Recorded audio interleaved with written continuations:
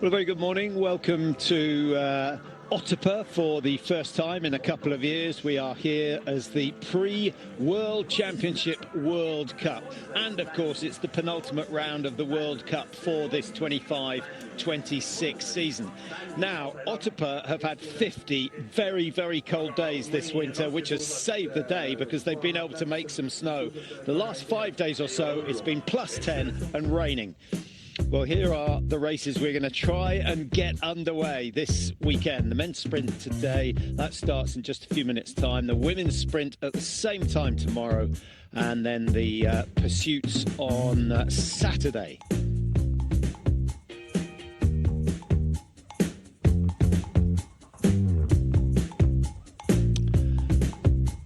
Managed to get that down, plenty of time. Let's have a look.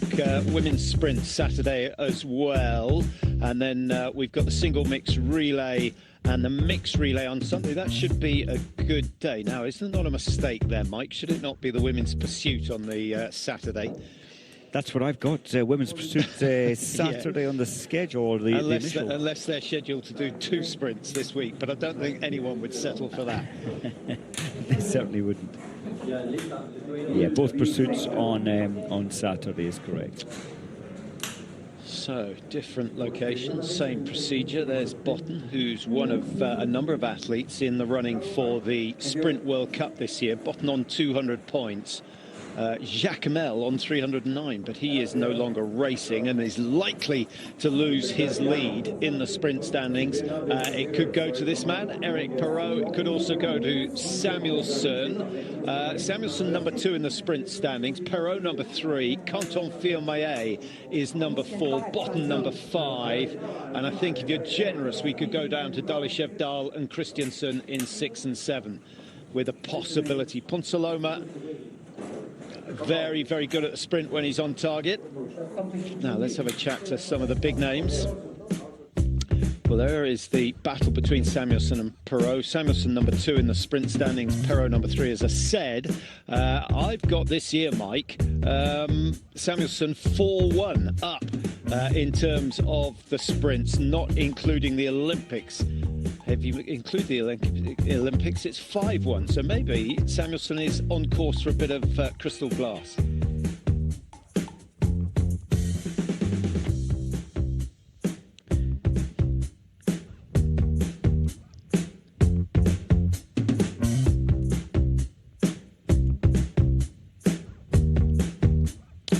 Interesting that you know, this is probably the least successful discipline for Perrault, Mike. How do you explain that?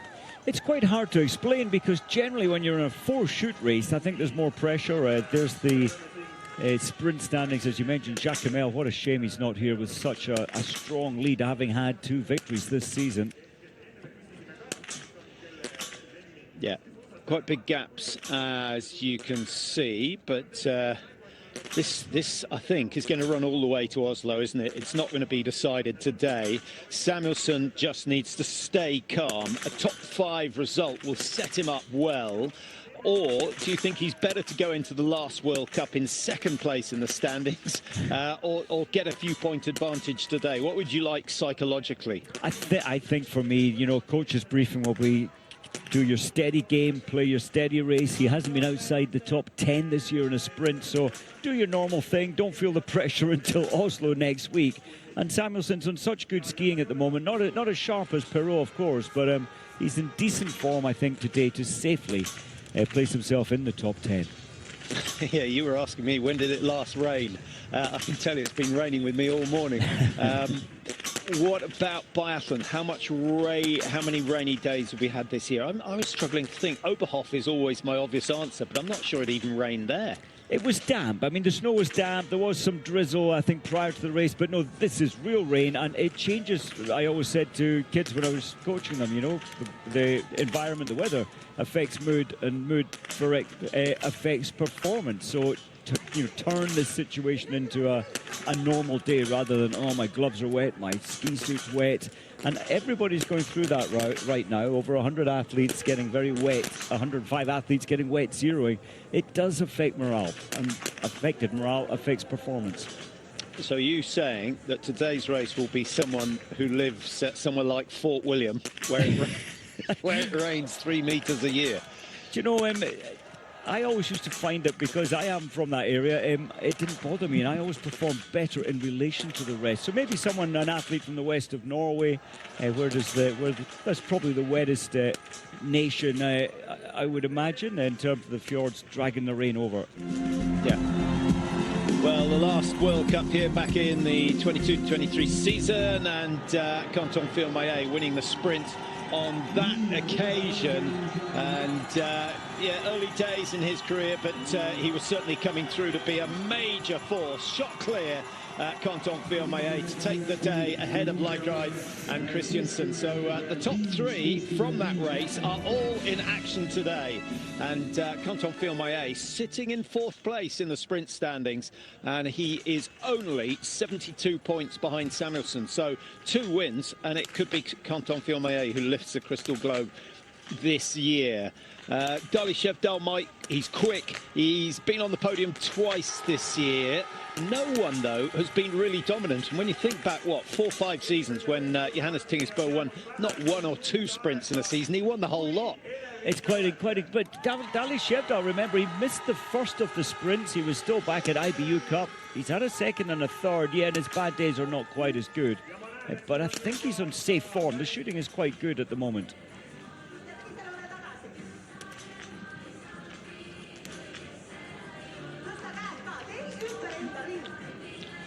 Laegreid having a good end to his season. Fantastic form at the Olympics.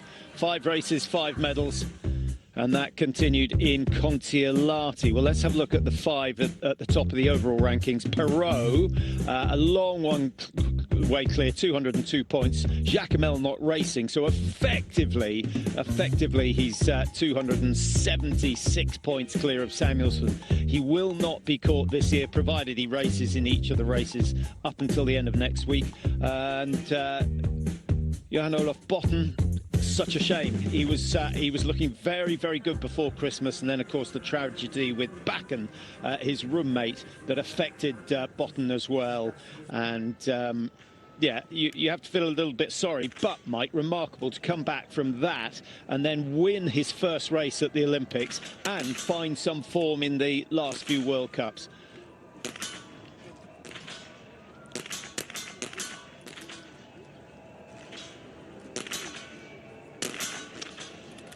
Seven or 8 minutes to go before the start. I know the Italian team, Mike, arrived early and then couldn't believe that there were some people roller skiing in part of the range area because there wasn't any snow at all. Yeah, it's so unlucky, isn't it?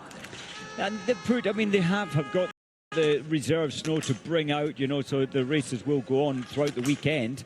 And I think they are expecting rain again tomorrow, but there's plenty of snow, but it really is a tongue of snow all over the landscape to make this show go on.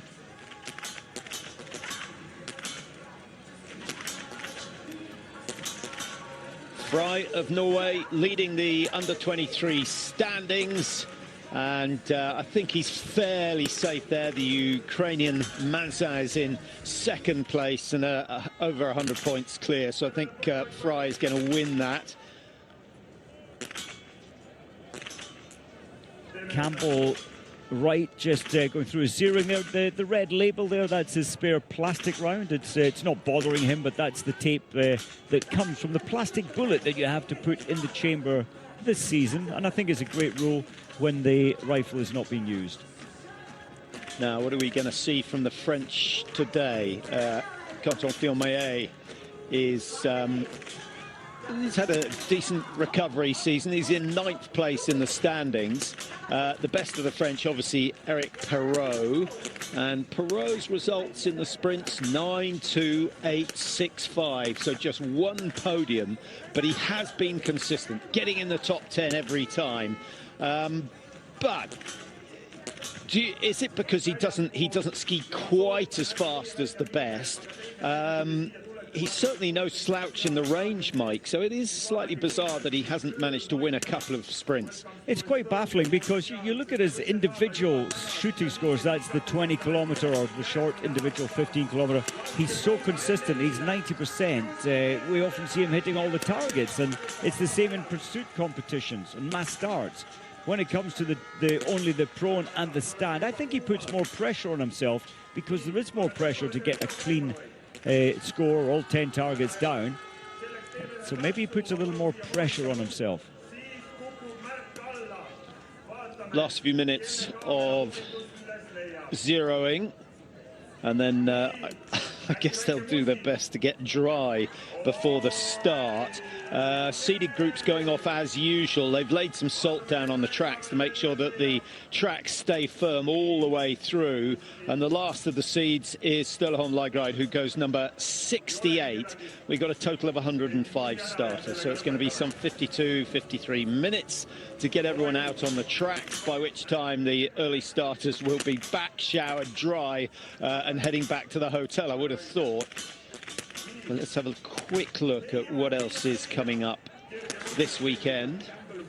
64, Sebastian Samuelsson, 66, and Sturla Laegreid is starting with. Well, there's plenty of football, as I'm sure you are aware. 5 o'clock today on TNT Sports 1, Lille versus Aston Villa.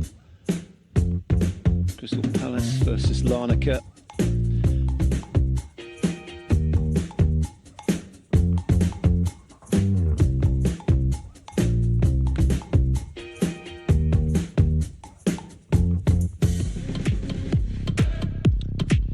Well, we've got that to look forward to tonight. Let's have a very quick look at the tracks. I think when they made this, it was just the start of the thaw, which has been fairly aggressive here. The temperatures hovering between 10 and 14 degrees for the last 5 days.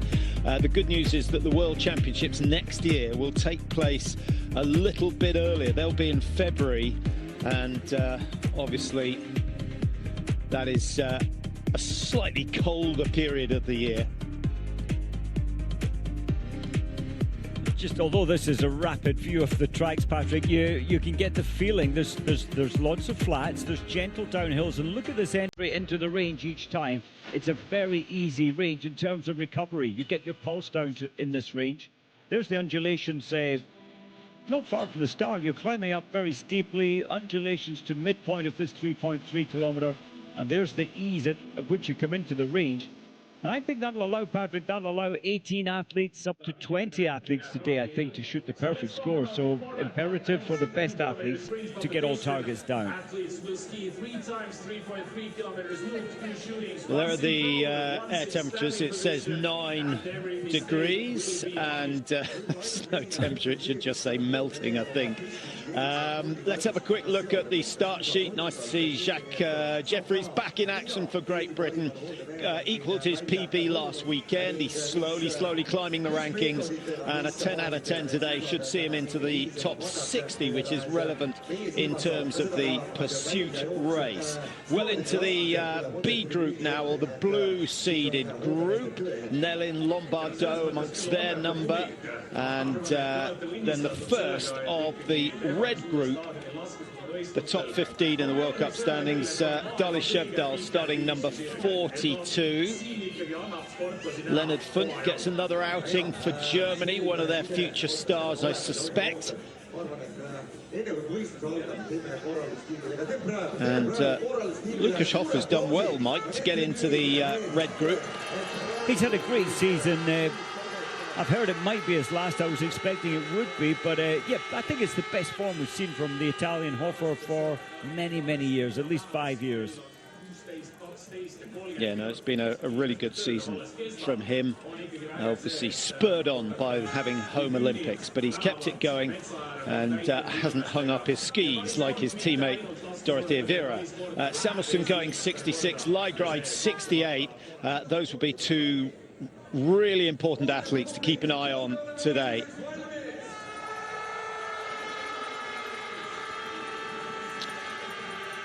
Well, there's one similarity with, or two similarities with Novo Mesto, Mike. It's basically the course winding its way through the woods. It's not as steep as the Novo Mesto course. The other similarity is the crowd have all been issued with vuvuzelas. Well, they'll certainly make their noise. And the aspect of this track profile, only 324 metres of climb. Normally we're around 350, so not the most difficult of tracks here. Kiriev of Kazakhstan, the first man away, been climbing up the rankings slowly. Sondra Sletemark, who got 60th position in the Olympic sprint, which was a good effort from him. He's a good shot. Doesn't have the ski speed of the top names, but he's been, you know, working away at it all winter long. And yeah, if he can get top 60 again, that would be fantastic. But it does, in a way, indicate that finishing top 60 in the Olympics is easier than it is in a World Cup. That is so true. Yes, you're only allowed, the big nations only allowed to start 4 athletes, so it does make that journey easier. What about Poland, Patrick? Really improving this year, especially Jan Gunka from Zakopane. All his best, his personal best, 3 of his best results have all been this season.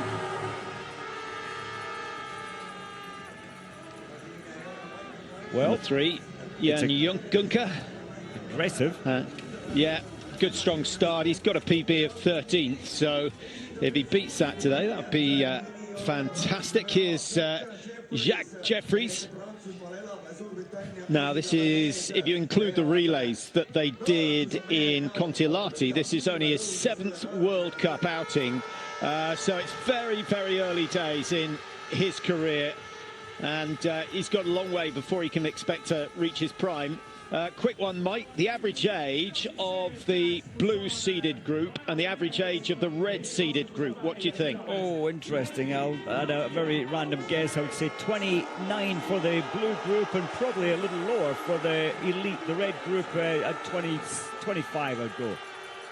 Well, the mean, the mode and the median in all of them is 29, as you say. 29.3 for the blue, 29.1 for the red. That's interesting. It's quite a big range, to be honest. 22 to 43 in the blue group, and then 23 through to 36. I think Simonada slightly affecting the averages in the blue group. But that was fascinating to me. Just to shows that, you know, if you're in this game and you're 24, 25 and you haven't had any success, you've got to be prepared to put in another 3 or 4 years before you can expect it. And you know, that is these sports which take incredible skill. So you've got the endurance here in the cross-country skiing aspect. That takes many years to build your capacity. And then the skill of shooting under extreme physical and mental pressure. You know, normally at the Olympics in shooting, it's just mental pressure, no heartbeat at all. Here it's about high-end heartbeat. So the first of the locals to get underway. Christo Sima from Tallinn. It's quite a long way away. To call him a local is a bit unfair. 218 kilometres or so from here to the southeast is Tallinn. And no, Tallinn's up to the northwest, isn't it? Right on the coast. We're much closer to the Russian border, to be honest, as we have a quick look at the tracks. Emilien Claude, the first of 3 brothers racing. Florian and Fabian starting number 55 and 56, 30 seconds apart.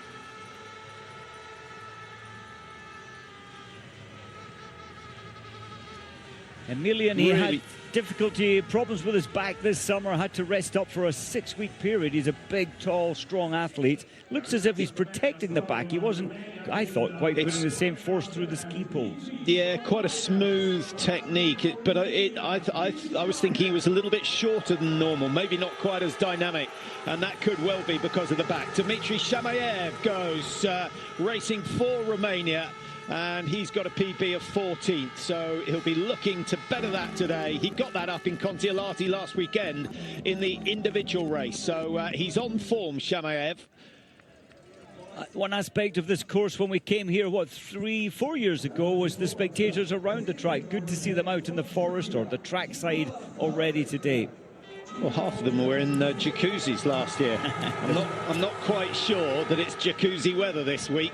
Hopefully it will improve as the weekend goes on. Racing today, tomorrow, Saturday, Sunday, and then the Tour will prepare for a trip to Oslo for the last week of the season. Karlik, a silver medal at the Junior World Championships. That was back in 2021. He hasn't really reached those heights in the senior game yet. I think he will, though. Adam Runnels, 27-year-old from Calgary, and Calgary has produced some decent athletes over the years. Great Olympic facilities from way back in 1988. This is Kiriev, fourth fastest through the first split. Only 8 or 9 seconds off the fastest so far. Olli Hiddensalu for Finland. I think he's probably best at the individual, isn't he, Mike? His shooting, high level shooting with his perfect 20 out of 20 at the Olympics, 4th position. Yes, I think that is his favoured method. The longer, doesn't quite have the ski speed. What, maybe 45, 50 seconds off the best pace. Yeah, one of the first things you notice when you arrive here is that the language is very similar to Finnish. It helps, having been listening to Finns for a week. I just wondered whether the Finns can actually converse with the Estonians. I think they can, and they've got a close connection, haven't they? You can hear all the Finnish athletes, or that we heard that with Hiddensalu, getting a really good support from this crowd here. This is Sima of Estonia. It's nice when we stay with one of the early athletes just to get some sort of feel of the tracks. Back with Sturla, 33-year-old. He'll be getting back to his beekeeping once the season is over.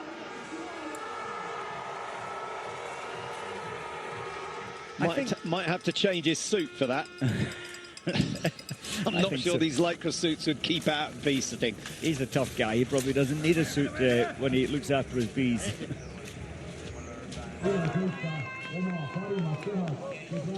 Rastaguyev, is he still on good form? Well, that's quite a margin that he's built up over Jeffries. 10 seconds is a comfortable lead, and Rastaguyev has been looking good over recent weeks. Romanin for Italy. He's reading the track well already, so in his mind he's saying it's breaking up, it's loosening up. Yes, it has been salted, but it will break through with all the rain on top. And you have to try and get the firmer snow, and we'll see much more of that later in this race, I would imagine. Isaac Fry about to start. He's the second starter in the blue group, and Krinkovic through 2 kilometers in a respectable time. They probably today, Mike, with the salted track, certainly you'd expect them to average over 26 kilometers an hour. Yes, and the track profile, well, Jakub Fak will like this profile. His skiing has come really up to a higher level since the Olympics and at the Olympics. Yeah, 7th in the individual race up in Kontiolahti, the 20k. Hit the perfect score there. Only the 6th sprint of the season. Ostersund, Hochfilzen, Le Grand Bonnat, Oberhof and Ruhpolding all hosting sprints. In terms of athletes shooting clear, the average is probably about 14, but extraordinary shooting standard in Ruhpolding, 22% of the athletes going clear. That's a high standard. This range, I thought, would allow the same, and it was interesting. Kiriev, he zeroed in lane 17, so he opted for the closest prone range to his zero rate lane, which was 15. Of course, 16 to 30 is all stand shooting.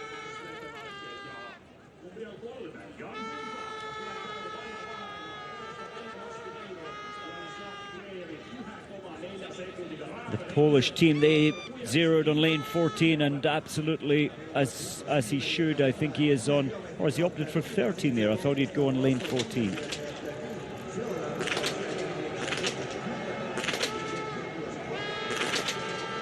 No hesitation into his first shot, and rapid fire actually between each of the shots. Combined time of 24.8, that stop to start time. Jacquelin again taking the lane closest. There's no other option to the lane which he zeroed on, which I believe was lane 23 it was. Yeah, certainly over the years those drills will get a little slicker, a little bit quicker, which is important. Now have a look at the shot gap in between. 3.1, that can come down to around 2 comfortably.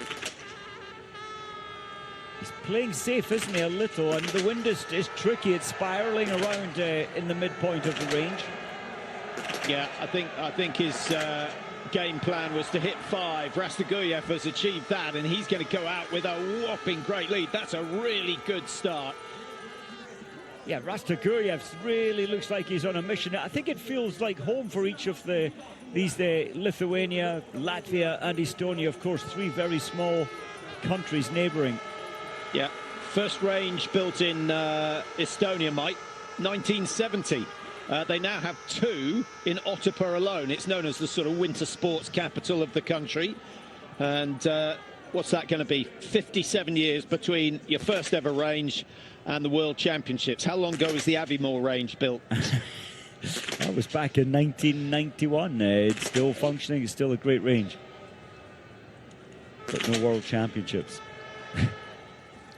You never know. Yeah. Climate change might do strange things.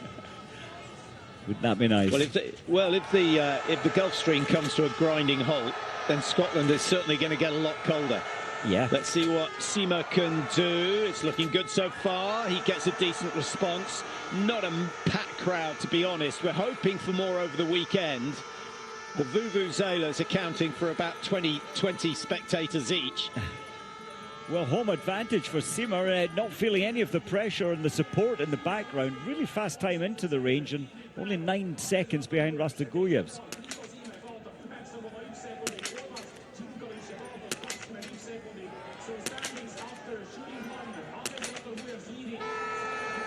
Well, that's the sort of shoot you're after, and low 20s, 24 seconds for Emilien Claude. I think to win today, Mike, you're going to have to shoot clear. There's only been 1 sprint, if we include the Olympic sprint, 1 out of 6, where the winner has missed a target, and that was Jacquelin in Oberhof, surprisingly enough, where there were a lot of penalties incurred. Otherwise, generally, the top 3 are hitting the targets. And in the Olympic Games, the top 5 all hit 10 out of 10. And won, of course, by Phil Maillet. As Karlik gets into position, 4 years ago, the only World Cup to come here, only 1 of the top 11 athletes missed 1 shot. The rest, the perfect score.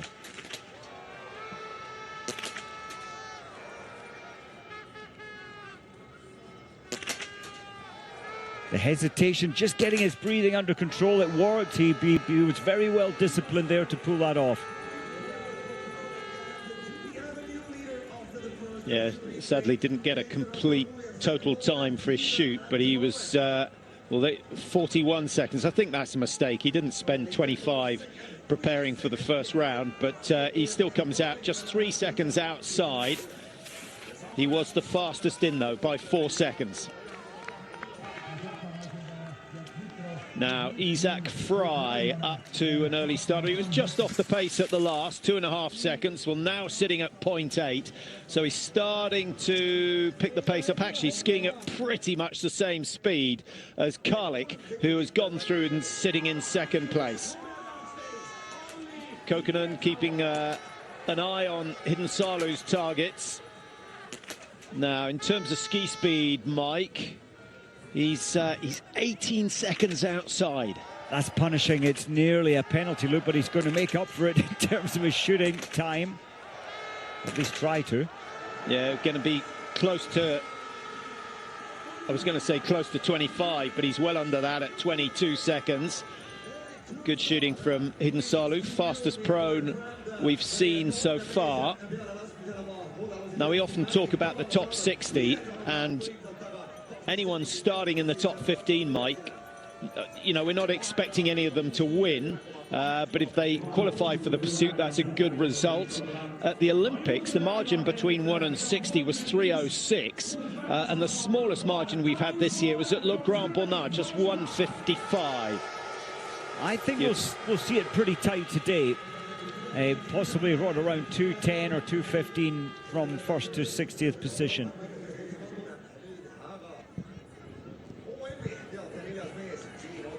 I can't but think that with this heavy rain, there is an advantage going early in this race where the tracks are firm. You've got much better pressure through the ski rather than pressing into wet snow, so advantage. And I think Isaac Fry, bib 18, I think he's going to have I'm hoping for him that he has a really good day today.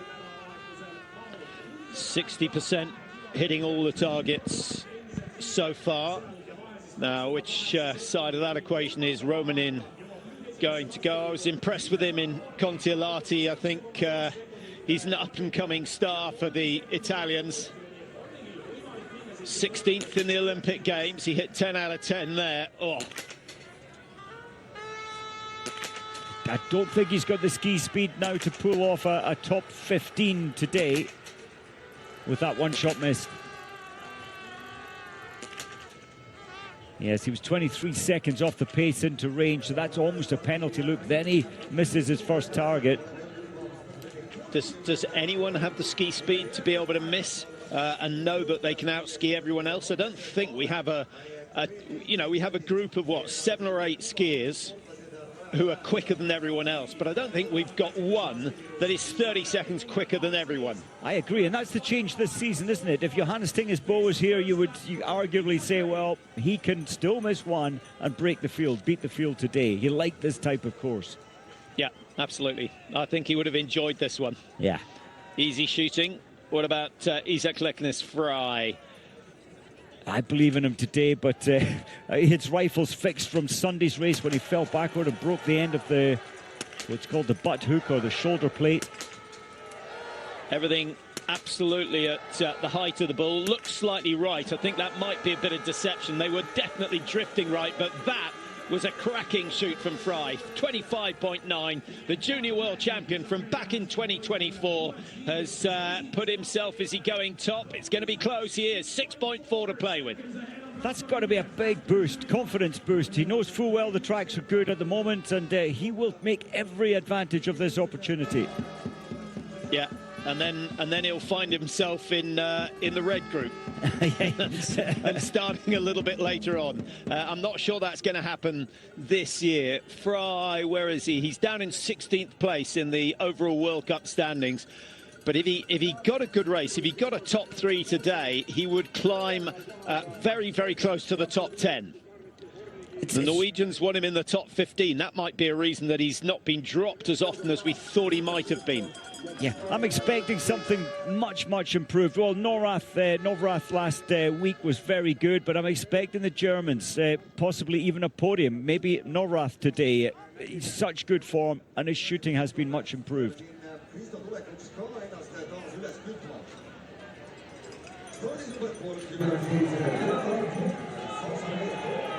Leo Fund, yeah, definitely a star in the making. What was it, 13th position, his first ever World Cup. He really faded in the last lap. That was a short individual in Novo Miesto. He's got everything. He's got accuracy. The ski speed's coming on.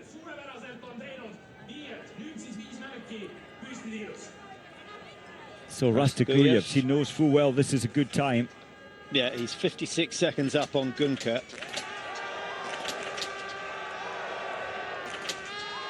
He's got a few fans here as well. Oh, how many times have we seen that? I was about to say his shooting's much improved this year. He hit 10 out of 10 at the Olympic Games.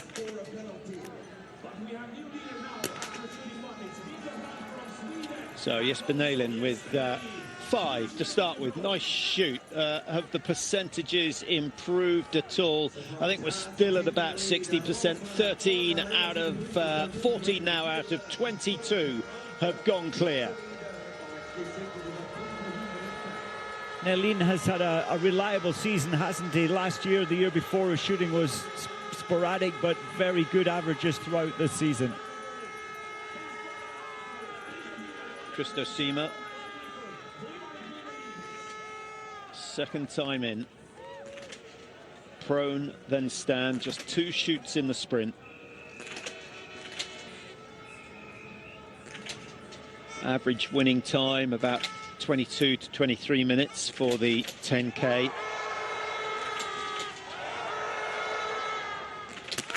22 minutes is a respectable park run time, isn't it, Mike, over 5K? Certainly is. Yeah, very much. Yeah, they're doubling that distance. And stopping twice. That's good start for the rest of the Estonian team to see their first athlete clearing, and the time is good. The ski time is good. Yeah. Hartvek with a miss, and so far this season he hasn't shown us the sort of ski speed that will put him anywhere near the standard we saw from him last year. 18th in the overall World Cup last year, Hartveg, down in 46th this season. It's been a bad season by his standards. Emilien Claude heading out. He's going to be close to Sima's time. Just outside. Jeffries with a miss in the prone, and then one more in the stand. I think that will probably push him outside the top 50. That's a shame. The more experience he can get of racing pursuits, the better. I think you're right. He's a minute 12 down, but that's behind Sima right now. That will change as the seeded athletes come through.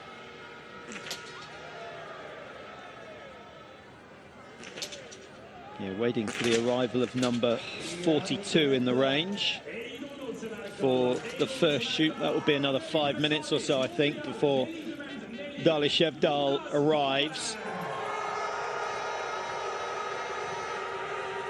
Well, he's been around so long, Lukas Hoffer. No wonder. His best season since 2021, Mike, by some margin. And then if we go all the way back to 2018, he was 5th in the World Cup rankings. And what, 18th season in terms of World Cup, it's quite incredible. And he had a good number of seasons as a junior as well. What's your reading on the wind? It's changeable. Midpoint of the range, it's swirling. Then it seems to be more regular lanes 1 to 7 through to 7. And I think it's picked up since they zeroed center of the rifles. That's class. That is class from Hidden Salu. And we have a new leader after 2. Rastoguyev was leading on 16:05. No one into the finish quite yet, but Gunka and Kiriev are approaching it. Hidden Salu coming out, and what's the lead? Surely he's going to have a couple of seconds to play with. 2.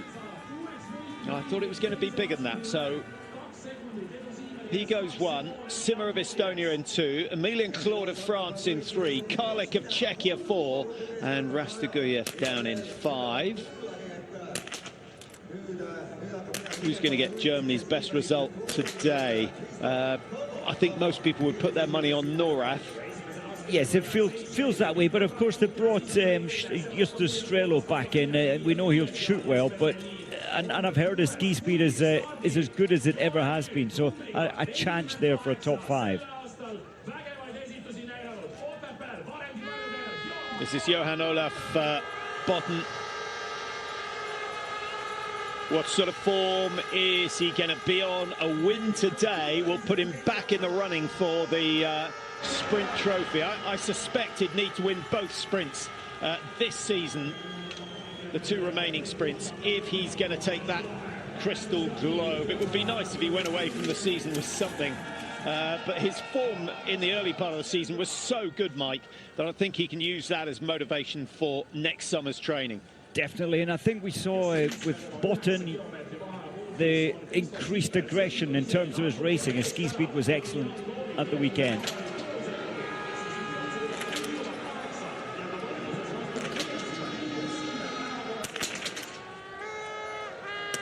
Didn't feel the pressure. Many have today on the last shot, or Rastoguriev's missing the last 2 shots. He just let it melt away. It just dropped it. It was in his hands to take, to put a real good lead time in.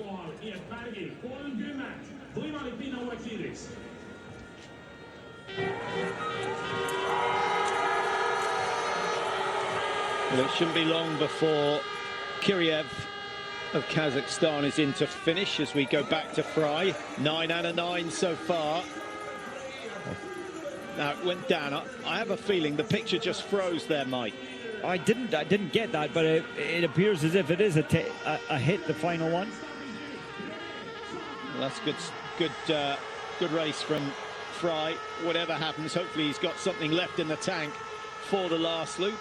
And as you can see, a 28-second lead to take into the final loop.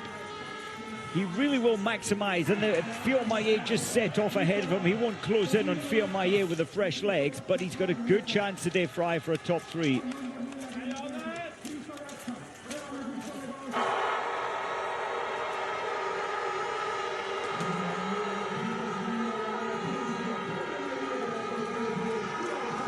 Emilien, Jacquelin, right in the middle of the seeded group, and yeah, what an exciting season he's had. Just missed out on the Olympic medal in the sprint, finished 4th, gambled, didn't quite pay off, but he had everyone on the edge of their seats as we watch Chris Marsh, 5 out of 5 in the prone. I think 5 out of 5 in the prone, absolutely essential today. With this range, Mike, and you know, our initial impressions is it's pretty easy compared to some of the other World Cup venues. In terms of the rain, is that going to affect things? A little. You come in, you can see the chest and the race bib there getting wet. They didn't change from 0 till now. They keep the same setup. So you're feeling a little wetter there, and the gloves are wet. So slightly different feeling through your left hand hold and your right hold on the pistol grip.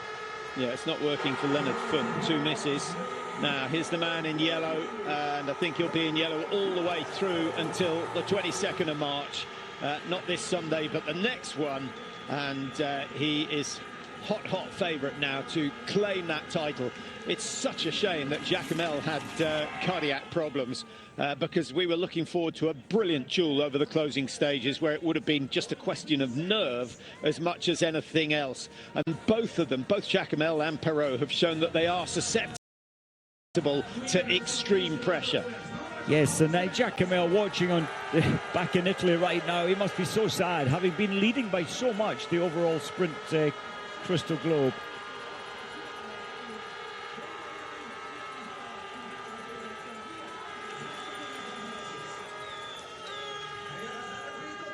Rastiguriev's when you hit the first 8 and then you tense up for your last 2 shots. Nelin tightening up, panicking on the last shot. It's so common, and it's quite a hurdle to jump. Yeah, give us some idea of, I know what you need to do to blank it out, but when you've hit 9 and you think I'm going to get my first clear shoot of the season, what is going through the head, and how does that affect the body and the performance? It's a lack of control, thinking, right, it's going so well, 90% hit. The brain doesn't function anymore. You rush the last shot, and that's what they're all doing. You think I can get away with this, and the very fact that you're thinking of change causes the miss. So you have to stay neutral, like Eric Perrault so often does. Well, let's see what happens to Lombardo. 8 out of 8, 9 out of 9. He waits, and that was very, very controlled. You can see it on the facial expression, actually. And well done to him. That puts him in a strong position as we watch Dale Shevdal on the range for the first time. I think he's quick. He is. Oh, I thought he was looking good. Yeah. You're right about the facial expression. Lombardo just kept neutral, and he had a slight hesitation. He didn't look like he was thinking about getting off the mat and skiing again. He was fully composed and engaged in hitting the final target.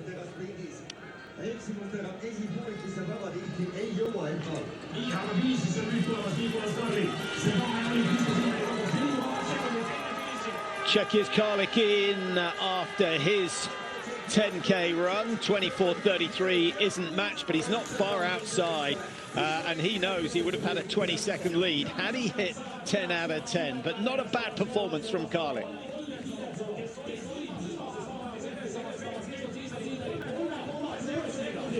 Fastest 2 into the first shoot, so 2 men who are skiing well.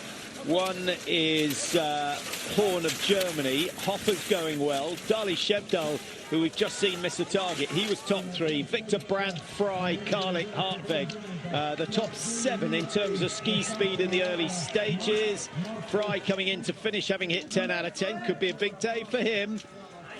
Oh, he needs a good day. He's had some bad luck this season. Reserved for the Olympics, didn't quite make the mass start. Yeah, but had a brilliant sprint in Ruhpolding, where he finished 3rd. His best result of his career. Hidden Salu goes ahead. Good skiing from Hidden Salu. He's had a fight for that one at a margin of 1.8 seconds. Now, Christiansen. 7th in the sprint standings, 7th in the overall standings. Whoa, what is that? One of the best marksmen on the tour, and he's way, way out with that second shot. Low again with the 5th, but safely inside. And he, like Dali Shevdal, 1 penalty loop to pay. And he's had the fastest time into the range, Patrick. Christiansen, that's sort of character for him to have an uncontrolled shot. You know, that must have been a miss-aim or a snatched trigger finger. Well, Botten setting the next best time, or the fastest into the range, 7:19. 7:19, yeah, 2 seconds up on Christiansen. Horn at 2.3, Hoffer at 4.4, and Dali Shevdal 5 seconds outside the best. Now, Botten, what are you going to predict? I'm going 35 for this prone shoot, which will be probably 12, 13 seconds slower than the best. And I think it'll be a 5 out of 5. He's so careful, but as you say, it comes at a price, and that's extra time. 4.7.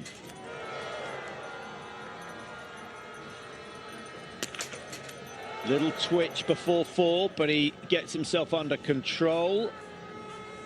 I think I might have underestimated it at 35. I think we're looking at 39, 40. Well, we're not going to see it. We're going to have to check that on the computers, see where he was. But he was not quick.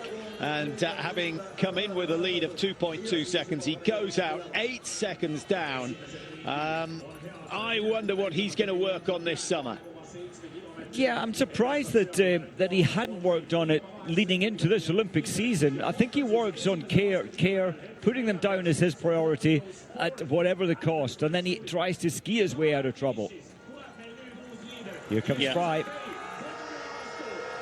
Now we're going to have a new leader, without a doubt. He's only got some 40 metres to go. And Isaac Fry trying to better the 3rd place that he got in Ruhpolding. 21.9 inside. And that's a great race. First man to go sub 24 minutes. It remains to be seen. Will Kontiolahti be able to do anything about it? The Olympic champion looking good. Hit 10 out of 10 in Antolz when he won that Olympic title. And he is the most successful athlete in the field in terms of victories in the World Cup. 19 wins, 6 of those have come in the sprint. And I was slightly surprised, Mike, to see that Kontiolahti down in 20th in the all-time list in terms of most biathlon victories. I'm very surprised, and you know, you look at his Olympic achievements, outstanding. He brings his best form to the Olympics, or the last 2 Olympics. Yeah, Bjorndalen, of course, at the top with 95. Johannes Tingersbo ended up with 91. Many thought he'd keep going until he beat the 95, but no, family was more important. You have to respect that. And then Martin Fourcade, 84 wins. Poiret with 44. Yeah, they're from a bygone era. And then Magdalena Forsberg, number 5 on the list at 42 wins. What an athlete she was. She was incredible, a consistently good shot, except when it came to the Olympics. Jacquelin is on good form, and in fact, he looked pretty much controlled. Not rapid fire, not too rapid when it came to his shooting. Yeah, 8-second lead for Jacquelin.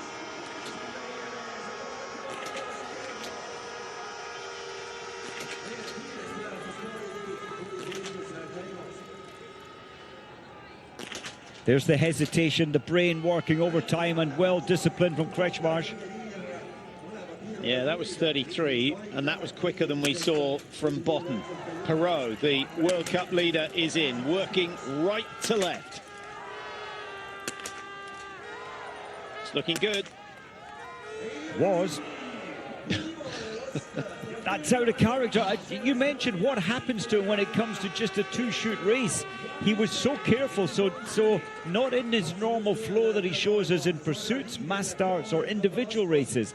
He was being careful, and often that's your downfall when you really take too much care. Yeah, 5 seconds behind coming in. He's going to end up 30 seconds down, there or thereabouts, on Emilien Jacquelin's time. He may not worry too much about his teammate. You saw him reach up there, Patrick, to determined brain telling him close the snow cover. But obviously there's no snow today, but the rain really does put a bubble, a drip of water in the sights, which are only 3 mils wide.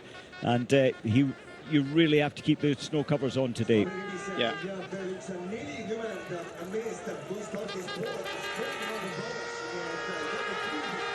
Well, it's what you might call a pretty dreif day here in Otepää. This is the Tehvandi Sports Centre, and this is actually the range that was built back in 1970. It's been upgraded massively since then.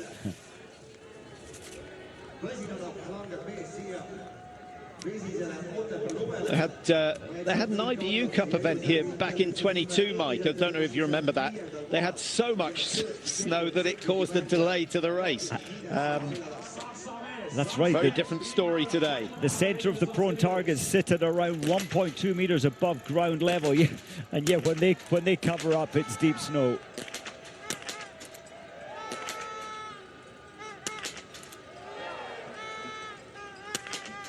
Again, it's good skiing from Norway. In fact, it's the fastest ski time into the range. That's exactly what he wanted, 5 out of 5. Now, this is exciting times for Germany. 6.7, he's not the quickest. I think Jacquelin's 8.11 is going to survive, but it's going to be close. It is close, less than a second. Germany into second place with Norway, and Victor Brandt of Norway having a good race so far. We've still got quite a few of the red group to come through the stand. Norath, what did he have?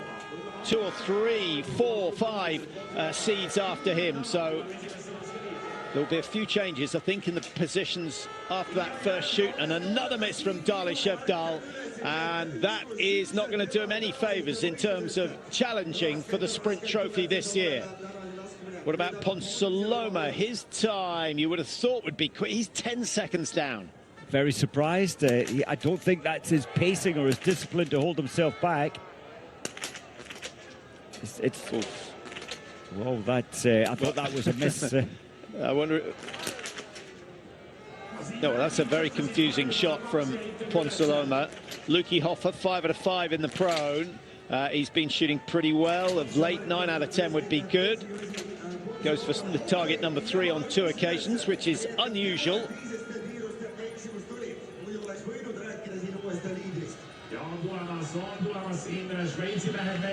This is Seb Sturla. Been a good prone shot over the years. Last 4 years, he's averaged 92% hit rate in the prone.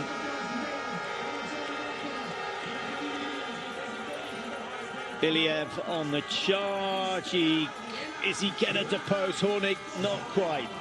Not quite. Or he does. Or are they level? Let's just double check that, because they were very, very close. Hornig on 21.9, Iliev on 21.9. Third equal.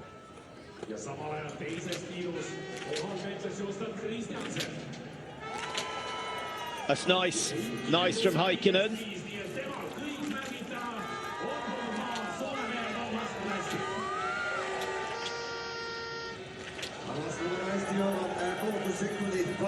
I think Heikkinen, you know, we saw him at the weekend in the relay. He was good. He's had some good individual races. He's only 21. Maturity of like a 30-year-old, the way he controls his rifle.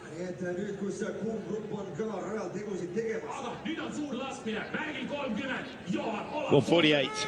Johan Olaf Botten, well, he won't appreciate his name being called over the tannoy. Now he has to try and block that out. I can't believe his ski speed, Patrick. His shooting time was 41.2 in terms of his prone shooting, so he's really skied his way back into the race. And just shot himself out of it. Yep. Campbell, as relaxed as always before the race. That's a good start for him, 5 out of 5. Yeah, that's an encouraging start. 8.4 outside. Yeah, he needs a good race. He's had a few bad ones of late, too many missed targets. And right down in 4, Jacquelin, Norath, Brandt, and Wright, the leading 4. Hoffer in 5, Fry, who's finished now in 6th place after that first shoot. And Fry still leading after the second shoot with a time of 16:30. Now, Seb Samuelsson might one of those who shot clear in the Olympic Games, but was so far down. He was, what, 25 seconds adrift of the winner. And that was largely due to ski issues. It was sad when your skis don't run well at the big race once every 4 years. You don't feel great about it, and he certainly didn't. Samuelsson 12.6 seconds down coming in, and you can add another 20 seconds to that. He'll be about 30 to 40 seconds behind. Filmaye, 10 out of 10. The Olympic champions back on form, and Fry's time is going to be challenged. This will be close. This will be close. And Filmaye, what an athlete. I thought he would be going ahead of Fry, but I think these conditions are holding him back. And he won here 4 years ago, the only other time the World Cup came here. Yeah, Filmaye. Yeah, he was 2 seconds down on the Norwegian coming in, and he's gone out roughly the same. What about Jacquelin? Is he going to make it 10 out of 10? He does, and that's a huge lead for Emilien Jacquelin. Long overdue a win. I didn't see a shooting time there, Patrick, but it felt like it was a little more controlled and slower than normal. Yeah, it felt like it was quick. Hasn't had a win this season. 20.5 the margin. That is going to be I was going to say that's going to be difficult to match, as we see Laegreid heading out with a good time after the prone, and he's got just the man to follow. That's a fantastic bit of fortune. Might end up being advantageous to Jacquelin if Laegreid goes in front of him. Chris Marsh across the line with a 10. Already quite a few athletes over the finish line. What do we got? 7, 8, 9, 10, 11 with the perfect score.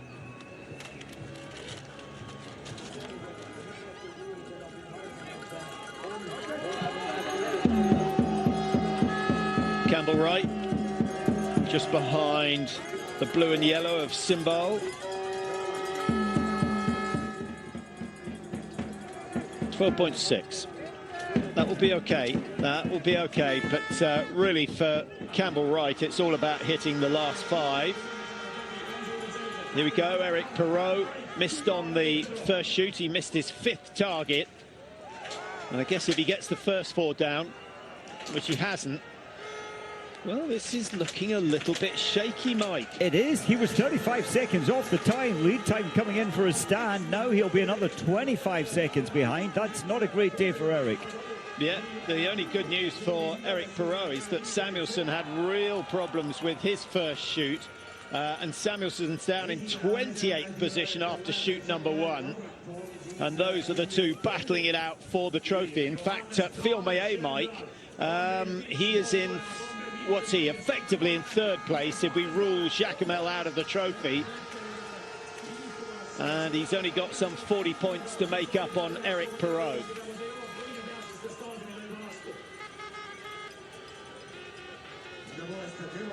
Two misses from Dali Shevdal, so losing 20 seconds or so with each of those penalty loops. He's skiing well, and I love the way he stamps that left leg, the lead leg, stamped down onto the snow to try and get it gliding well. Now, Norath in 3rd place after the first shoot. coming in for the second. He's 8 seconds down on Jacquelin. If he wants to match the Frenchman, it has to be quick. He has to be under 2 seconds per shot.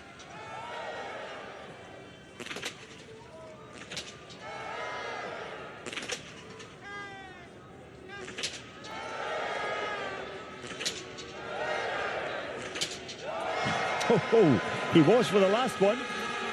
Yeah, but the remainder were too slow, and it's going to be close to double figures, I think, by the time he crosses the line.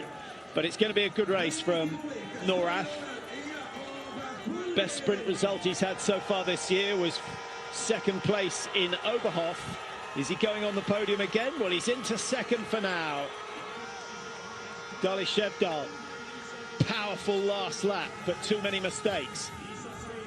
It's a cruel sport. The fastest by a long way goes up into 7, equal with Krishmarsh, and Fry stays top of the table for now. Jacquelin, Mike, is quite a long way ahead of Fry. He is, you know, that 7.9 kilometers, 23.2 seconds Jacquelin had as an advantage over Fry. Fiomaye not making, there he is, not making a huge impression on Isaac Fry's time. Maybe that'll change now. They were pretty level. Well, he's gone ahead by 1.2, so coming out of the range, Fry was at 20.5, Fiomaye was 24.8. Luki Hoffer, it was going very, very well until the end of his last shoot. 31.5, and just gets the better of Hidden Salu and Dali Shevdal. 23.8 survives. Is that? It's not going to win. Jacquelin is certainly going to take the lead away, but the question is, will Fry's time be good enough for a podium finish? Jacquelin at 22.1 now. I don't think you count your chickens with him, Mike, because he does have a habit of blowing up on the last loop. He does, and we saw that at the Olympics, but I think he's a different racing machine now. He wants this one. He knows how much it cost when he backed off at the Olympics, finishing 4th. I think he'll stick with the pain. An early mistake from Martin Uldal.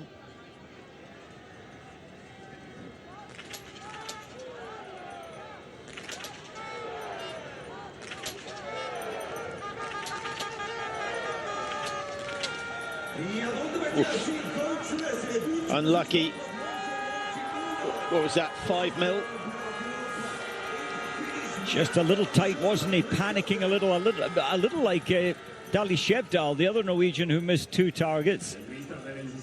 Yeah, Uldal has quite a hunched position for the stand.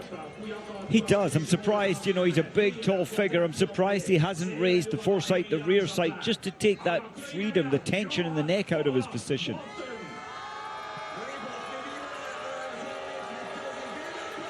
Botten keeps the pressure on, but Fry survives. Lombardo is going down into 3 for now. We're going to have, I think we'll have 4 or 5 Norwegians in the top 10 come the end of the day. Big moment, big shoot for Campbell Wright, the New Zealander racing for USA. Oh, there's the first miss, and his chance of a top 10 is... well, he's still got a top 10, top 5, I think, is probably out of the question with that miss. What a pity. It's so close. The margins are so fragile. I thought he would race better today, but he needs 10 out of 10. His form is a little off compared to his early season form.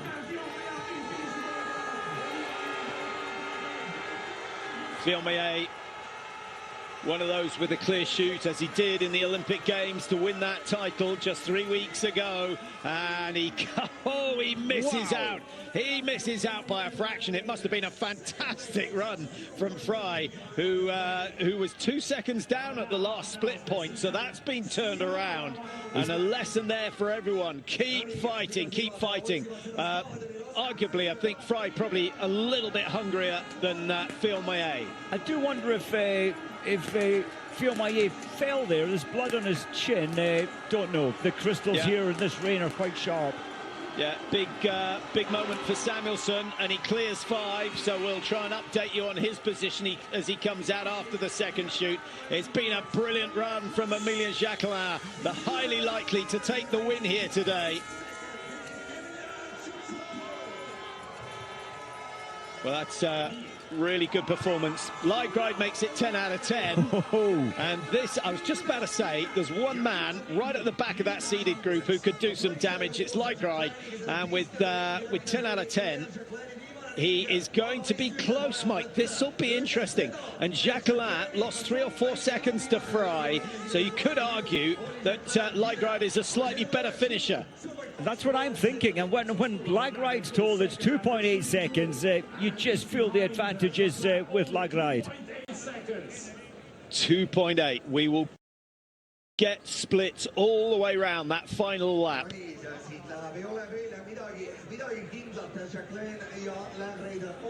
So there are the positions at the finish. 23.39. France in 1 and 3. Phil Maillet, the winner here last time. It's obviously a venue that he enjoys. He'll already be rubbing his hands with glee at the prospect of having the World Championships here next year.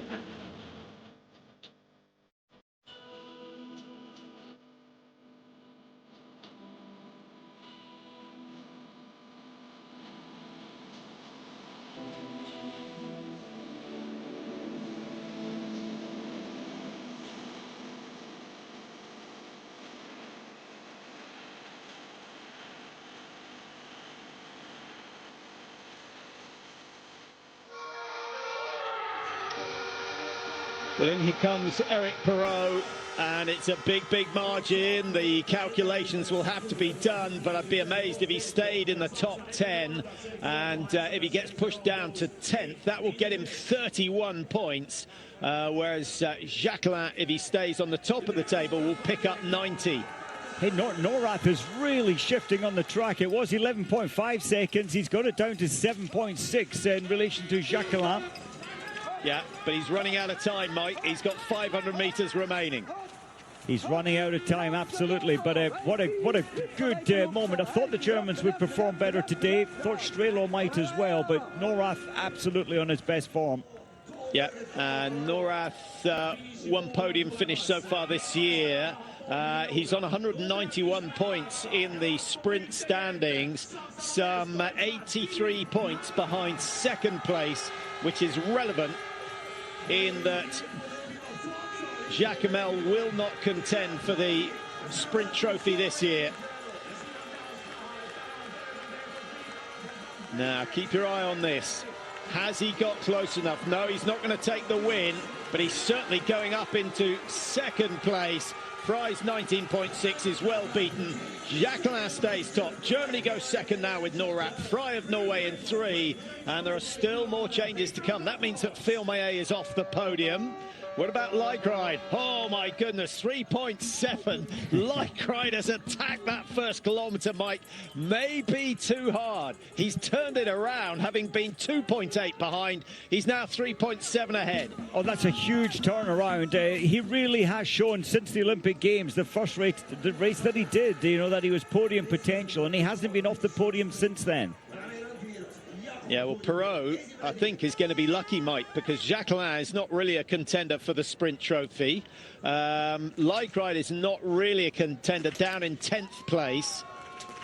And Norath, who is in 8th place, I think is too far outside. Statistically, he can do it, but I can't see that turning out to be the case. Well, as Coben shoots, Samuelsson's on his last lap. He's 42 seconds behind, but going well. I think he could push into 4th place.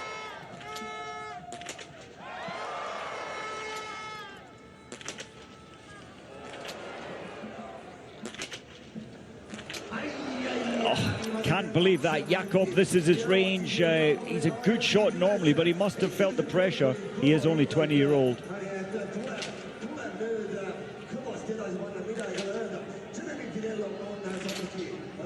Best of the Swiss in the finish. Nicholas Hartweg is just outside the top 20, so he's having a better finish to his season.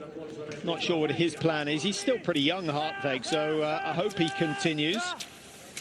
Samuelsson is moving up as we look at Laegreid. Samuelsson's up to 6th position now.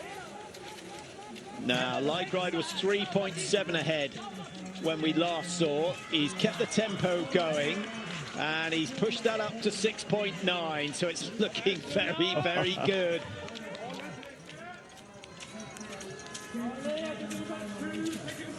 Is he heading towards World Cup win number 18? That would put him just one behind Kontiolahti. And if he wins today, Mike, he may double up and get the pursuit on Saturday as well. That seems to be what he's wanting to do, create a larger separation between himself and Jacquelin to get a decent head start in the pursuit on Saturday. Martin Uldal skiing really well into the finish, but with 2 misses.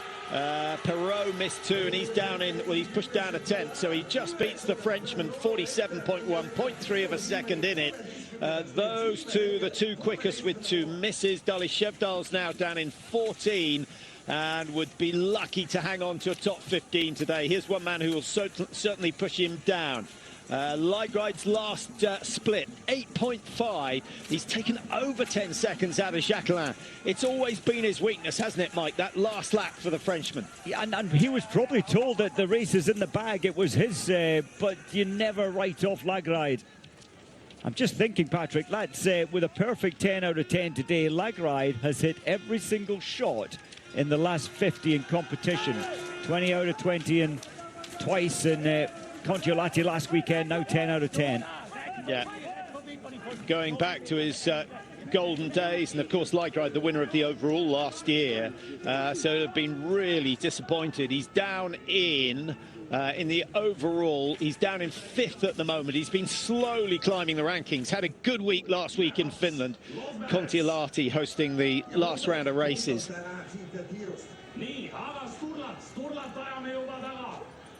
If he has a really good run, Mike, over the last 2 World Cups, then I think Laegreid could possibly close in on the top 3. I think so. I mean, he really had a poor, by his high standards, a poor start to the season. It all seemed to come together, but his skis and the Norwegian skis today, for me, have been gliding so well, you know, sort of head and shoulders above the rest. Yeah, Samuelsson could have done with beating Perot today. Is that going to happen? At the moment, Perot sitting in 11th place. Samuelsson goes 6th. He gains a few more points, and that will be absolutely crucial for the sprint standings this year. Laegreid now looking favourite to win this. He's the last of the red group to start, the last of the top seeds, and 10.7 the margin. Great fighting last lap. He lost a little bit over the last 500 metres, but a convincing winner over Jacquelin. Norath down in 3. Fry just squeezed off the podium. He's been there for the last 30 minutes. That's a little bit disheartening for the youngster. Filmé in 5, Botten in 6, Samuelsson 7. So many of those names in the top 7 of the Olympic Games. Well, Pirscher absolutely looking for his personal best today. Well, personal best prior to today is what, 75th position. This is a really good performance.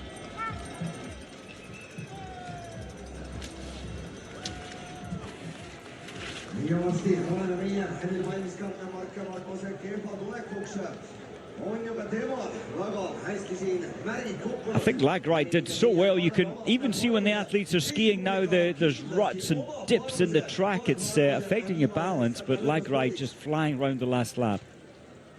Well, there are your top 8. And it's all fairly tight at the top, but then the gap's coming down. What have we got? 13 within a minute of the leader.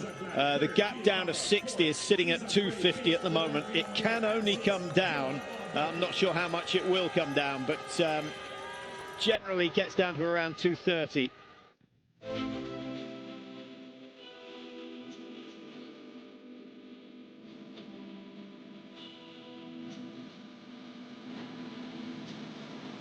What a run of results he's been on, Mike. The only man ever to have done 5 races at the Olympics and won and won medals in each of them. He didn't get a gold, but he was just so consistent.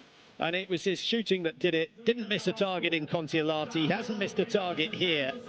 And if he keeps that sort of shooting going through to the end of the season, I think he'll put some pressure on the likes of Samuelsson and Botten.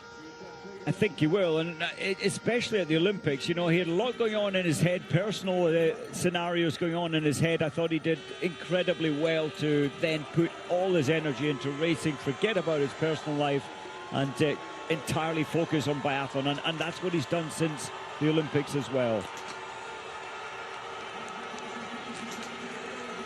Danusa.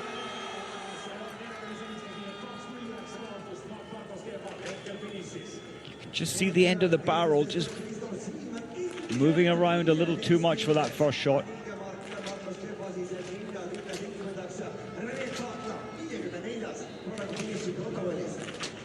That's a horrible day to miss 4 out of 5. Yeah, that look. It was a look of disgust, but also one of, are you sure those targets are working? Yeah, you know, when you're there trying to steady on, you're seeing the picture, the brain saying take now, but there was a slight movement each time he squeezed the trigger.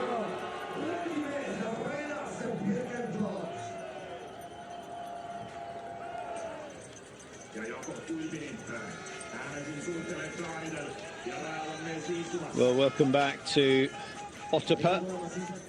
Unusual stop on the World Cup tour, but there's a reason for it. This venue will be hosting the World Championships next year. Obviously, the established biathlon venues might get huge numbers of fans.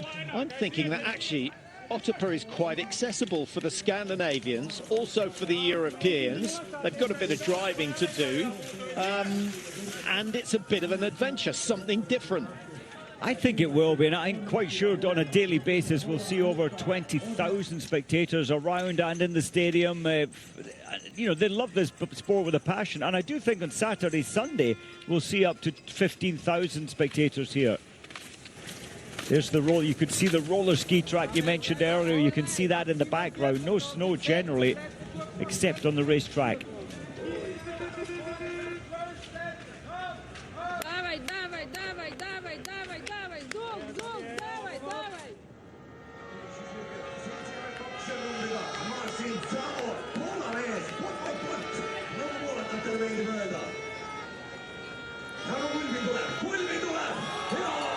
Well, as we watch Jacquelin in for Estonia, that is not a bad run, really.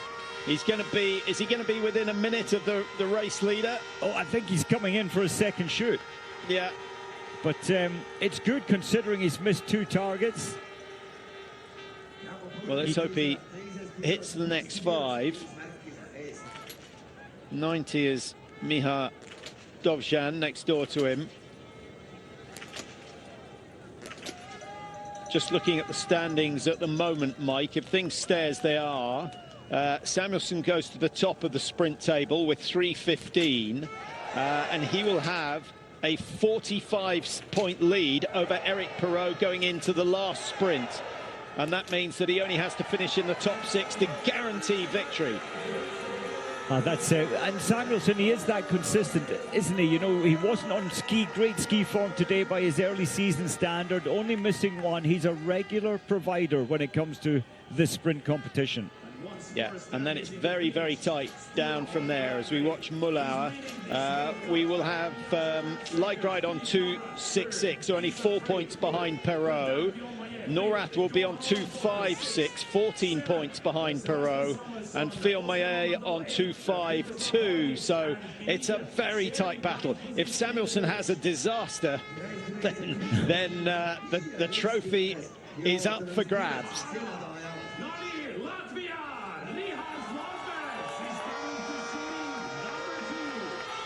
How to put a biathlete off, give a grand entrance to the range, but yeah, I wonder whether that will be changed before the World Championships. Maybe it will. You just know it's not so bad while they're skiing. It's if they're on the firing point, getting ready. You're right, but you know, you do feel in the back of your head, okay, the stadium announcer has drawn everybody's attention to me, so I now know that everybody is watching my outcomes. Yeah. Did you ever do training where the coach on the tannoy would give your vital statistics and everything while you were trying to shoot? We should have, but we did have simulations of this, taping these spectators and putting that in the background, which was useful, as many teams do.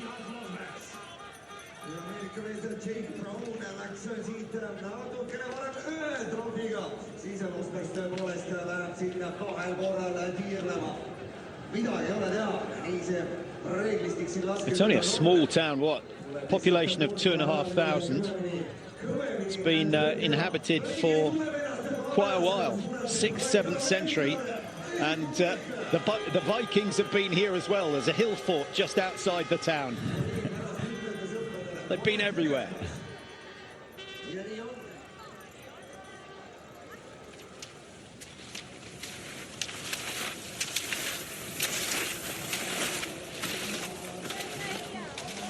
Yamamoto, he's building his game. They've come through from the IBU Cup, two of the Japanese athletes for the previous World Cup, and good to see them back in World Cup racing.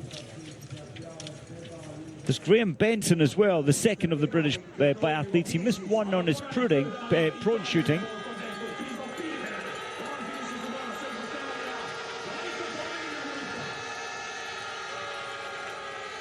Christoph Burscher boosted by that 10 out of 10 today, and 141 safely inside the top 60, and he'll get a pretty handy start in the pursuit.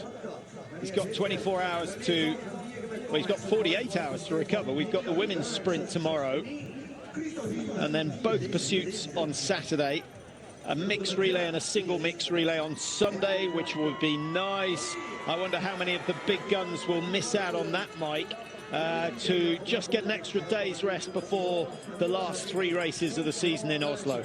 Oh, I think the intensity recently, they deserve, everyone deserves a little more recovery time, but maybe some teams will play around, like Eric Perrault missing the relay last Saturday, so he raced, I assume, so he could perform better in the individual race the next day. Yeah. I'm just feeling a little bit of sympathy for the commentators that worked on the World Cup in South Africa, where vuvuzelas were invented. You know, an hour and a half isn't too bad, but 5 weeks of it must have been quite testing. I think it was for the audience as well. Just looking as Mackles comes in, Jeffries is just out. Jacques Jeffries just outside the top 60, 63rd. Won't get a start on Saturday in the pursuit. I can't see his name without thinking of my favourite fish. Huh? Mackerel. Okay.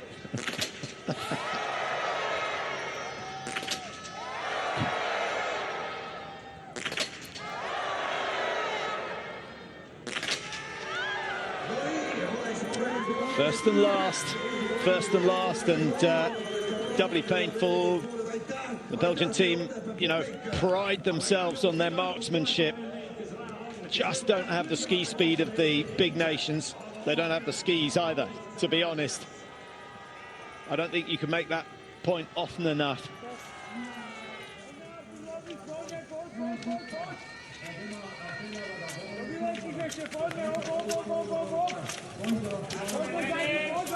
Yeah, I'd love to do a test, Mike, a kilometre downhill stretch. There's Otto the bear. Yeah, a kilometre downhill, and you take one member from each team and just see how much difference there is at the bottom of that with no effort, no input. So it's a straight glide. Just a straight glide. Oh, it would be a very good experiment to do, and I think we'd see quite a huge variety in ski speeds. And, you know, yeah. Teams, we saw the French team at the Olympics, incredible. The ski glide factor was high, very good every single race. Most of the other nations struggled at some point. Yeah, a bit of a worry for all the other athletes that Laegreid is back to his overall World Cup winning form from last year. He's had such a battle over the last 5 years up against Johannes Tingesberg. Finally got the better of him last year, but that was partly because Johannes finished early. Yes, took his foot off the gas pedal, didn't he?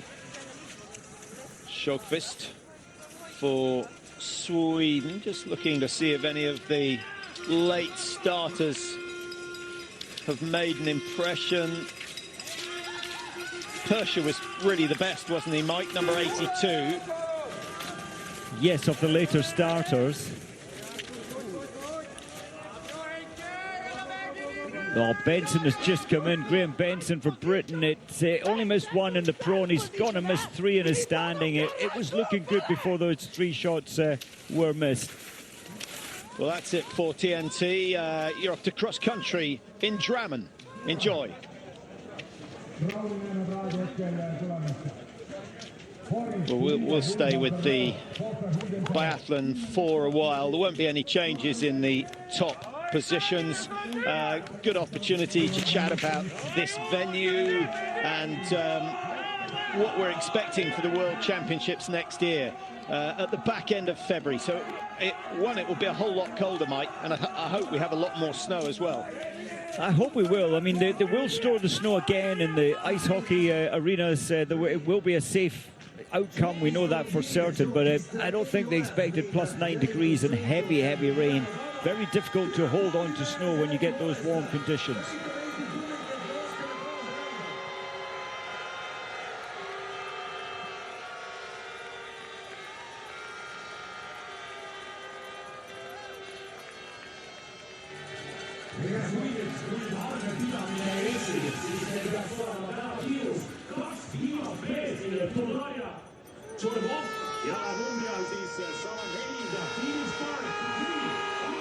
Well, Jakob Koban, he's not going to make the top 60, but he's only 20-year-old, and normally every other day except today he's shooting a little more comfortable than we saw today.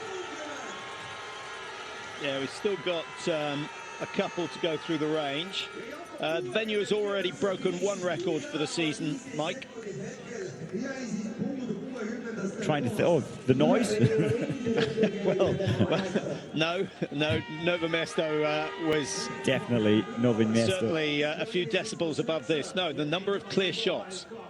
23. We have gone ahead of Ruhpolding, which tells you everything you need to know about the range here in Otepää. And if you want to win a World Championship race next year, you've got to be quick. That's the thing. You've got to shoot. You've got to risk shooting fast, but it's so easy. You recover the heartbeat so much on this entry to the range. And you know, 4 years ago, 22 athletes hit the perfect score here. I thought it was a little more difficult in terms of wind today, but clearly not. And does it make it a real biathlon? When I say a real biathlon, it's an easy race, so it's not as challenging in terms of the shooting aspect of each of biathlon. But those who ski well won't be complaining. Those who shoot well, like yourself, will be complaining. It's, you know, some venues you go to, you get the advantage. In others, the quicker skiers get the advantage. And the individual will still be a minute added, which is a heavy penalty. It is. I mean, it is unusual, and Ruhpolding tried to change that outcome to make it more difficult, putting an extra curve and a bridge in, because it was out of kilter with normal biathlon venues. Jake Brown's made it, top 60.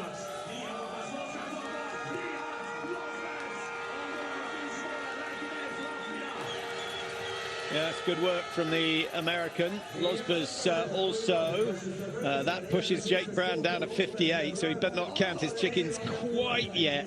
105 starters. Emil Frisk of Denmark, I don't think he's going to threaten the top 60. Mackels. It's interesting. Outside already. Yeah, when we watched him shooting, you know, when you've got rain on your skin at an average speed of, so a headwind effectively of 24, 25 kilometers an hour, I was a little surprised to see the bare arms today, and it does feel different from any other time he's shot this season, and generally he is a better shot than he proved today. Yeah, the temperature the official temperature at the start of the race was 7 degrees. The weather forecast said 10 for the day, 14 tomorrow. And sadly for Otepää, the winter finished a week earlier than expected, or normally it runs till the end of March, but a week ago the temperature changed, a big thaw hit, and they just watch inches and inches of snow disappearing every day. Szydolski for Poland, 4:17, only 2 misses, so needs to gain a couple of minutes in terms of ski time over the 10K.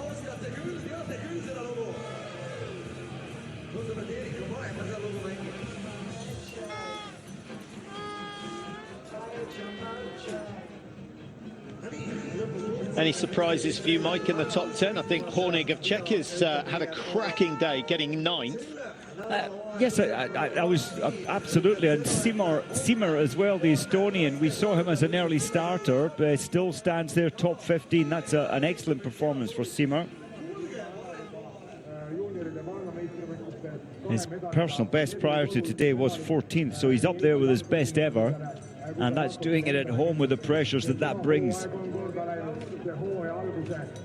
Yeah, the shooting's been extraordinarily good. Only 4 penalties incurred by the top 10 in total. And as I mentioned, 23 perfect shoots. I could count again just to check, but that betters Ruhpolding. We had, 19 in Le Grand Bonnat, which is another venue where you have a long downhill section before the range. And the hardest shoot of the season, no prizes for guessing, Oberhof. Yeah.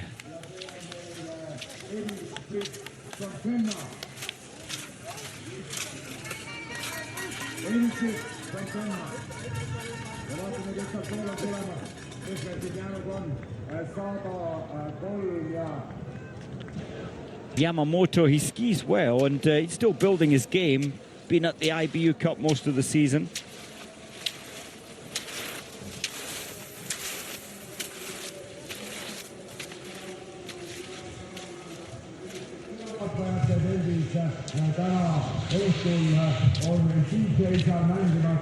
Well, it's almost exactly 4 years since Filmé won here, 18th of March 2022.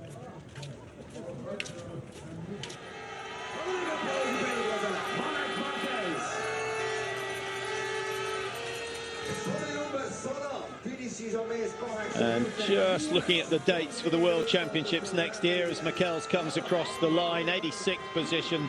The World Championships 7th to 21st of Feb. So pretty much the same dates as the Olympics were in Antolz this year. And it's prime time in terms of the winter weather. Well, the sprints are underway in Drammen, a classic sprint with that long, grinding finish that catches out so many of the athletes. Looks like Jess Diggins is on course at the moment, trying to extend her lead in the top of the World Cup standings. Ian Wood's on hand to cover the events in Norway, and we will stay on digital for the biathlon.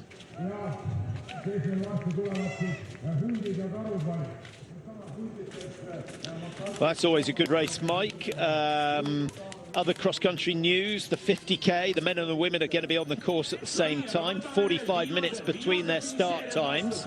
As we watch Graham Benson into the finish. 3 misses in the stand. That's a punishing shoot for him. And he spent, a minute and a half on the penalty loop, perhaps. So he would have been 4 minutes behind. Yeah, that's the other disadvantage with all the athletes starting from, bib 75 back. It is very much slower now, deeper tracks. Well, Graham looks delighted for his World Cup outing. Denmark's Emil Frisk, 4:24, and the gap between 1 and 60 stays. It's come down as far as 2:24, which is standard. It is. We saw Graham Benson, only his 3rd World Cup outing, so he's learning his trade, and he's only 19 years old. Most of his learning has been in Canada, in the Whistler Club, the biathlon club there.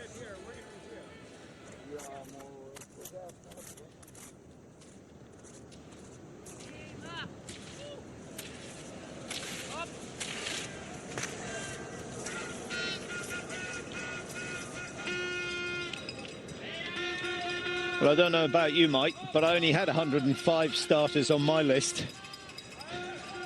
Do you know what? I'm searching as well, to be honest. There was a mistake. It was a mistake. He's number 96, not 107. Richard. Well, I've never seen that before. Now he's gone to 106. They can't make his mind. What number was he? He's gone into 84th anyway, Zashev. Well, that's incredible.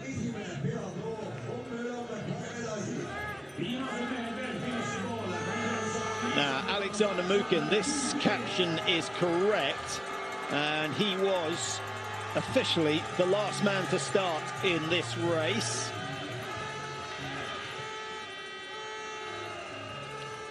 Yes, after Mukin, there was Zashev and Zhorgov, who we saw, the 18-year-old we saw just coming in with bib number 107.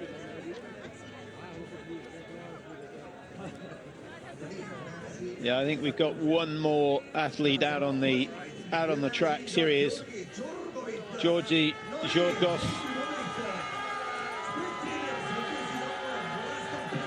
It's a big day, isn't it, when you're only 18-year-old and you're unfortunately drawing the last number in a World Cup race, so you do get airtime, but it's a lonely race when you're trying to just hide away in the middle of the field and learn your trade. He's saying it's tempting not to enter the stadium at the end of your run. And sadly, you know, the lower-ranked athletes start at either the top end of the start list, 1 to what, 18, 20, and then of course from 64 backwards. That's fine. They could still be. They could still put another 10 at the front. I think. I think you could take the seeded group all the way down to 72. It wouldn't have made any difference today. Phoenix Spark is tired, you can see that, but 6 times around the penalty loop, that does add on your extra distance as well. Yeah, 900 meters over a 10k race, that's unaffordable.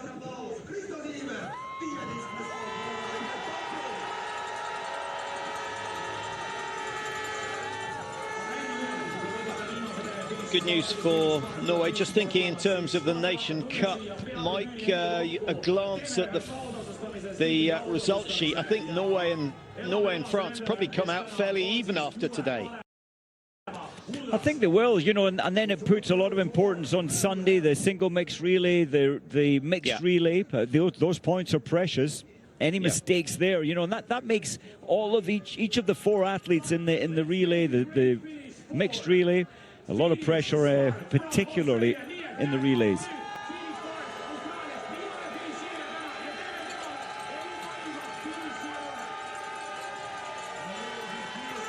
Phoenix is based out of Oslo, so he's in a good place to learn his skills, living in Oslo.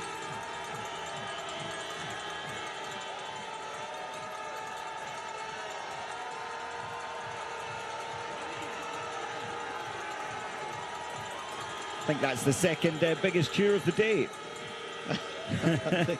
I think you're right. 7:46 the margin, and he starts at the back of the field. And yeah, good hard work. The French, I think, will be happy with the way things have gone. Jacquelin down in 2nd place. Laegreid too good, and taking full advantage of the fact that he was the last of the red group to start. He knew what he had to do, and he more than achieved that. 10 seconds the margin. Norath in 3, brilliant for the German, 2nd time on the podium this year. Frey just misses out, but encouraging stuff from the under-23 World Cup leader. That trophy is pretty much sealed now. And then Filmé 5, Botten in 6, Samuelsson 7. So Samuelsson stays top of the sprint standings. He's gone ahead of Jacquelin, and he's moved up to 315 points. I hope we get confirmation of that. Unofficially, a 45-point lead between Samuelsson and Perot going into the last sprint of the season in Oslo. And that means that Samuelsson just has to finish top 6, and he will be this year's sprint champion. I think the biggest surprise for me today, Patrick, was Eric Perrault. He didn't look the same in terms of his shooting rhythm and routines. He now finds himself 58 seconds behind, so that's what he's going to start behind on Saturday. Yes, he'll be much better, I think, in the pursuit competition, but he's put himself at a huge disadvantage. So when Perrault won up in Kontiolahti last week in the individual, did you think he looked tired then and he just won it by shooting the perfect score? No, I actually looked at the footage of both those races again. I thought he looked really sharp, really like the man whose mindset was in the right place, whose physical form was at its best, and he just didn't look the same today. I think he's feeling the pressure of this trophy. Yeah, so when you, from your experience, when you come off a peak form, like many of them were at the Olympics, how quickly do you fall off the cliff? You know, you fall, like the French team had so much success. They were a little, except for Eric, a little under par, I felt, last weekend. But, you know, that's in the past. They seem to be in better form today, except for Eric, who looked great last weekend. So maybe it's a rebound from the Olympics is today's performance. Yeah. Well, that's just about it from Otepää. Thanks for your company. Laegreid.